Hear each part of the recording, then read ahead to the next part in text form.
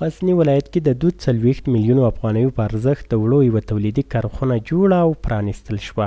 د دغې تولیدي کارخونې مسؤلین وایي دا فابریکه په ورځني ډول 150 ټنه وړه تولیدوي او تر 80 پورې کسانو ته د کار زمینه پکې برابره شوې. روزانه د موږ 24 ساعته کې موږ 1.5 ټنه تولیدات لرو او کارمندان د لیله موږ سره له 50 تر 80 نفرو دلته کارګر موږ سره په کار کېږي.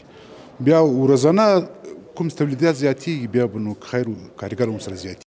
په همدې حال کې د وړو د دغې تولیدي کارخونې کارګر وایي خوښ دي چې په کور دننه ورته د کار زمینه برابره شوې. دوی له نورو سوداګرو غوښتنه کوي چې غزني ولایت کې دا ډول نورې پروژې عملي کړي. موږ ډېر خوښ یو چې په غزني په بازار کې یو میل جوړ شوی د وړو او موږ کار کوو له خارج رامونې یو دلته به انشاءالله موږ ډېر کلیوال او ډېر خلک کار کوي.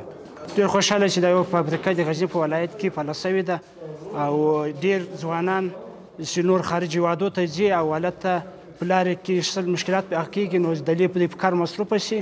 الحمدلله نورو تجارانو هم دا غوښتنه ده چې د غزني په ولایت کې داسې پروژې نورې هم فعاله کړي چې ډېر ځوانانو ته کار زمینه برابره شي. باید وویل شي چې اوس مهال غزني کې 140 لوی او وړې تولیدي کارخونې فعالیت لري.